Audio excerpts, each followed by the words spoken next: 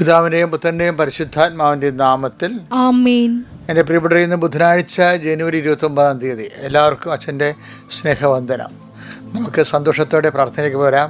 അമ്മേ പരിശുദ്ധമ്മേ, അമ്മേ പരിശുദ്ധമേ, ദൈവമാതാവേ, അങ്ങ് കൃപാസനത്തിൽ പ്രത്യക്ഷപ്പെട്ട് വരാൻ പോകുന്ന മഹാദുരന്തത്തിൽ നിന്ന് രക്ഷപ്പെടാനും എല്ലാവർക്കും വേണ്ടി പ്രാർത്ഥിക്കുവാനും ആവശ്യപ്പെട്ടിട്ട് 20 വർഷം കഴിഞ്ഞ ഈ വേളയിൽ കൃപാസനത്തിലൂടെ ഞങ്ങൾക്കും ഈ ദേശത്തിനും അങ്ങ് മധ്യസ്ഥം തേടി തന്ന എല്ലാ അനുഗ്രഹങ്ങൾക്കും കൃപകൾക്കും ഞങ്ങളിപ്പോൾ ഹൃദയം നിറഞ്ഞ നന്ദി പറയുന്നു.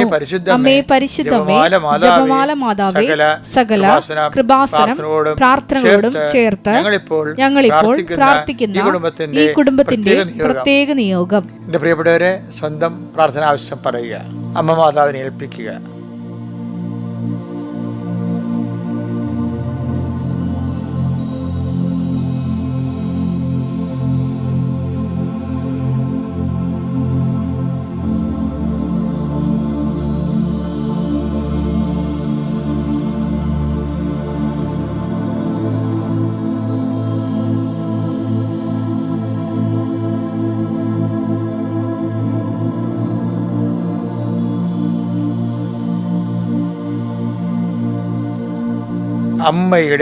അമ്മയുടെ പ്രത്യക്ഷീകരണത്തിന്റെ ഈ ദ്വാദശക വേളയിൽ ഞങ്ങൾക്ക് സാധിച്ചു തരുവാൻ കനിയണമേ.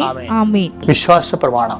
സർവശക്തനായ പിതാവും ആകാശത്തിന്റെയും ഭൂമിയുടെയും സൃഷ്ടാവുമായ ദൈവത്തിൽ ഞാൻ വിശ്വസിക്കുന്നു. അവിടുത്തെ ഏകപുത്രനും ഞങ്ങളുടെ കർത്താവുമായ ഈശോ മിശിഹായിലും ഞാൻ വിശ്വസിക്കുന്നു. ഈ പുത്രൻ പരിശുദ്ധാത്മാവിനാൽ ഗർഭസ്ഥനായി കന്യകാമറിയത്തിൽ നിന്ന് പിറന്ന് പൊന്തിയോസ് പീലാത്തോസിന്റെ കാലത്ത് പീഡകൾ സഹിച്ച് കുരിശിൽ തറയ്ക്കപ്പെട്ട് മരിച്ച് അടക്കപ്പെട്ട് പാതാളങ്ങളിൽ ഇറങ്ങി മരിച്ചവരുടെ ഇടയിൽ നിന്ന് 3-ാം നാൾ ഉയർത്ത് സ്വർഗത്തിലേക്ക് എഴുന്നള്ളി സർവശക്തിയുള്ള പിതാവായ ദൈവത്തിന്റെ വലതുഭാഗത്തിരിക്കുന്നു. അവിടെ നിന്ന് ജീവിക്കുന്നവരെയും മരിച്ചവരെയും വിധിക്കുവാൻ വരുമെന്നും ഞാൻ വിശ്വസിക്കുന്നു. പരിശുദ്ധാത്മാവിലും ഞാൻ വിശ്വസിക്കുന്നു. വിശുദ്ധ കത്തോലിക്കാ സഭയിലും പുണ്യവാന്മാരുടെ ഐക്യത്തിലും പാപങ്ങളുടെ മോചനത്തിലും ശരീരത്തിന്റെ ഉയർപ്പിലും നിത്യമായ ജീവിതത്തിലും ഞാൻ വിശ്വസിക്കുന്നു. ആമേൻ. സ്വർഗ്ഗസ്ഥനായ ഞങ്ങളുടെ പിതാവേ, അങ്ങയുടെ നാമം പൂജിതമാകണമേ. അങ്ങയുടെ രാജ്യം വരണമേ. അങ്ങയുടെ തിരുമനസ് സ്വർഗത്തിലെ പോലെ ഭൂമിയിലും ആകണമേ. അന്നു വേണ്ടുന്ന ആഹാരം ഇന്ന് ഞങ്ങൾക്ക് തരണമേ. ഞങ്ങളോട് തെറ്റ് ചെയ്യുന്നവരോട് ഞങ്ങൾ ക്ഷമിക്കുന്നത് പോലെ ഞങ്ങളുടെ തെറ്റുകൾ ഞങ്ങളോടും ക്ഷമിക്കണമേ. ഞങ്ങളെ പ്രലോഭനത്തിൽ ഉൾപ്പെടുത്തരുതേ, തിന്മയിൽ ഞങ്ങൾ രക്ഷിക്കണമേ. ആമേൻ. നന്മ നിറഞ്ഞ മറിയമേ, സ്വസ്തി. കർത്താവ് അങ്ങയുടെ കൂടെ സ്ത്രീകളിൽ അങ്ങ് അനുഗ്രഹിക്കപ്പെട്ടവളാകുന്നു. അങ്ങയുടെ ഉദരത്തിൻ ഫലമായി ഈശോ അനുഗ്രഹിക്കപ്പെട്ടവനാകുന്നു. പരിശുദ്ധ മറിയമേ, തമ്പുരാന്റെ അമ്മേ, പാപികളായ ഞങ്ങൾക്ക് വേണ്ടി ഇപ്പോഴും ഞങ്ങളുടെ മരണസമയത്തും തമ്പുരാനോട് അപേക്ഷിക്കണമേ. ആമേൻ. അനുദിന അനുഗ്രഹ പ്രാർത്ഥന. കർത്താവേ, നിന്റെ ഉന്നതമായ നാമത്തിന് സ്വസ്ഥം ചെയ്യുന്നു. കർത്താവേ, നിന്റെ വിശുദ്ധ പൗരോഹിത്യത്തെ മഹത്വപ്പെടുത്തണമേ. കർത്താവേ, സഭയിലുള്ള സാന്നിധ്യം പ്രകടമാക്കണമേ. അമ്മേ പരിശുദ്ധമ്മേ, ദേവമാതാവേ, ഈ അനുദിന അനുഗ്രഹ പ്രാർത്ഥനയിൽ പങ്കെടുക്കുന്ന എല്ലാ മക്കളെയും അങ്ങേക്ക് സമർപ്പിച്ച് പ്രാർത്ഥിക്കുന്നു. ദൈവത്തിൻ്റെ വലിയ കൃപ മക്കളിലേക്ക് ആവശ്യിക്കട്ടെ. പരിശുദ്ധമ്മ ദേവമാതാവിൻ്റെ മധ്യസ്ഥത്തിൽ പ്രാർത്ഥിക്കുന്നു. കൃപാസ്ഥാനത്താറെ ജീവനോടെ പ്രത്യക്ഷപ്പെട്ട പരിശുദ്ധ അമ്മയുടെ മാധ്യസ്ഥ പ്രാർത്ഥിക്കുന്നു. നാളിതുവരെ അമ്മ ആയിരക്കണക്കിന് മക്കൾക്ക് നൽകിയ അനുഗ്രഹത്തിൻ്റെ അടിസ്ഥാനത്തിൽ പ്രാർത്ഥിക്കുന്നു. എൻ്റെ വിശുദ്ധ പൗരോഹിത്യത്തിൻ്റെ അധികാരത്തിൽ പ്രാർത്ഥിക്കുന്നു. സഭയിലുള്ള കർത്താവിൻ്റെ സാന്നിധ്യത്തിൻ്റെ അടിസ്ഥാനത്തിൽ പ്രാർത്ഥിക്കുന്നു.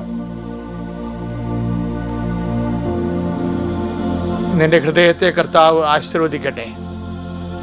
നീ ഏത് ഭവനത്തിൽ പ്രവേശിച്ചാലും ആ ഭവനത്തിന് സമാധാനം ആശംസിക്കുന്ന അരുളിച്ചത് കർത്താവിൻ്റെ വാക്കിൻ്റെ അധികാരത്തിൽ സമാധാനം ആശംസിക്കുന്നു.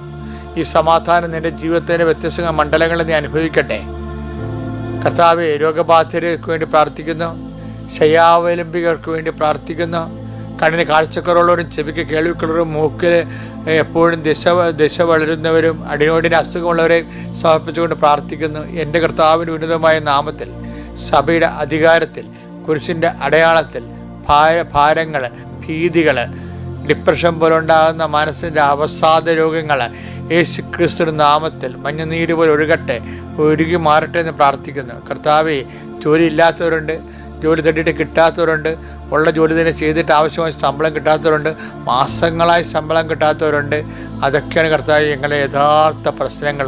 അതുകൊണ്ട് കടങ്ങൾ കൂടുന്നു, കുഞ്ഞുങ്ങളുടെ കാര്യങ്ങൾ തിരക്കാൻ പറ്റണില്ല, കുടുംബം മെയിൻ്റെനൻസ് ചെയ്യാൻ പറ്റണില്ല. വല്ലാത്ത ഒരു നാരകീയാവസ്ഥയ്ക്ക് ഒരു കുടുംബത്തിൽ ആരും വന്ന് കയറല്ലേ എന്ന് പ്രാർത്ഥിക്കുന്നു. അനേകം മക്കളുണ്ട്. സ്വർണത്തിന് വില കൂടുന്ന കാരണം പല കല്യാണത്തിന് ആവശ്യമായ സമ്പത്ത് കിട്ടാത്തവരുണ്ട്. പലതരത്തിലുള്ള വിവാഹങ്ങൾ ആലോചിച്ചത് ഉറച്ചിട്ടും അത് നടത്താൻ പറ്റാതിരിക്കുന്ന ആൾക്കാരുണ്ട്.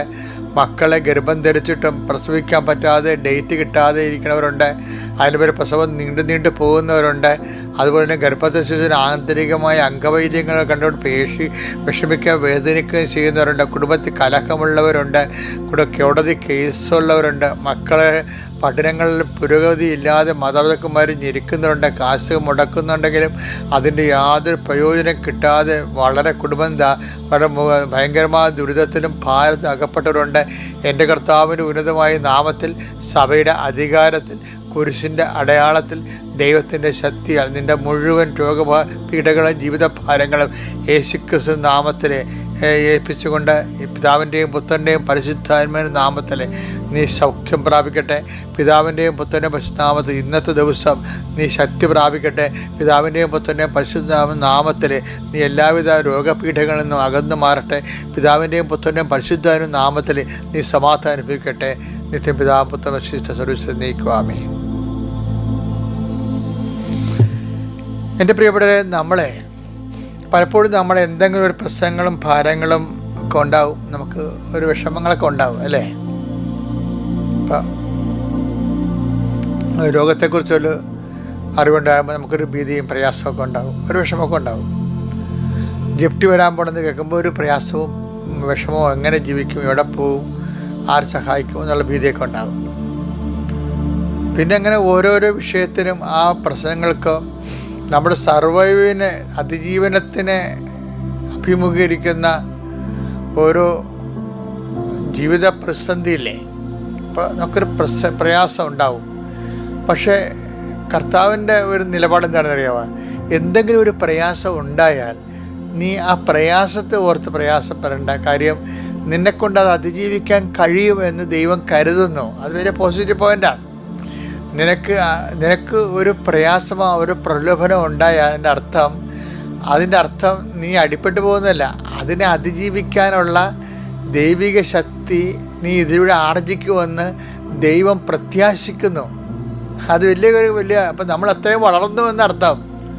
ഇപ്പോൾ ഒരു നിന്നമായിട്ട് എതിർക്കാമെന്ന പ്രതിയോഗിയെ നീ മലത്തി അടിക്കുമ്പോൾ നമുക്ക് എന്താ തോന്നുന്നത്?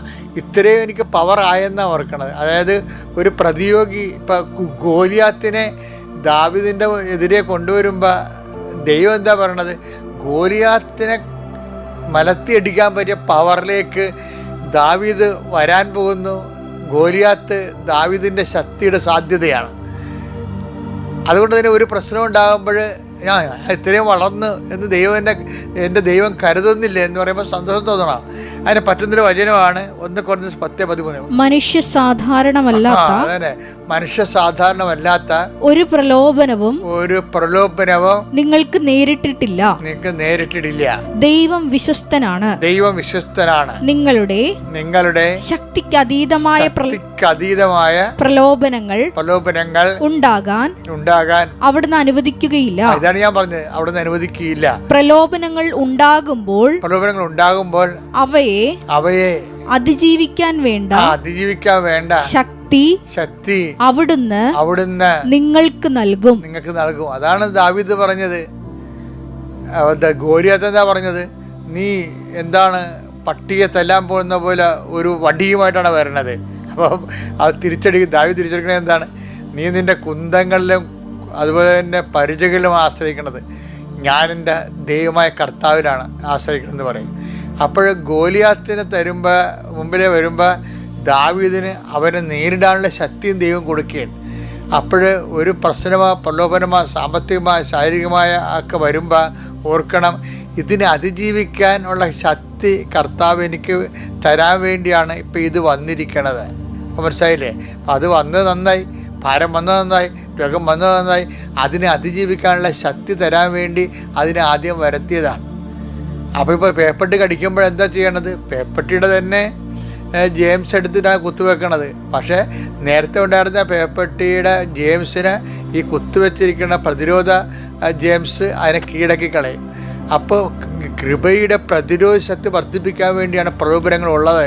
എന്തൊരു മനോഹരമായ ദൈവാനുഭവമാണ് സുവിശേഷം കാഴ്ചവെക്കുന്നത്. അതുകൊണ്ട് വിശ്വാസി, നീ ഒരു കാരണവശാലും പതറരുത്. ഗോലിയാത്തിനെ കാണുമ്പോൾ ഓർക്കുക, അവനെ കീഴടക്കാനുള്ള ശക്തി ദാവീദ് നൽകി കഴിഞ്ഞുവെന്ന്. അപ്പം നീ ഒരു ദാവീദാണെങ്കിൽ, നിനക്കെതിരെ വന്ന പ്രശ്നം ഗോലിയാത്താണെങ്കിൽ അതിനെ കീഴടക്കാനുള്ള ശക്തി കർത്താവ് തരുന്നതിൻ്റെ സൂചനയാണ് ഈ ഗോലിയാത്തിൻ്റെ ഉദയം. അപ്പോൾ പ്രശ്നങ്ങളിൽ പ്രതിരോധിക്കാനുള്ള ശക്തി ആർജിക്കാൻ പോകുന്നു എന്നുള്ള സുബോധർക്കമായ സുവിശേഷമാണ് ഇന്നത്തെ കൈമാറ്റം. Thank you.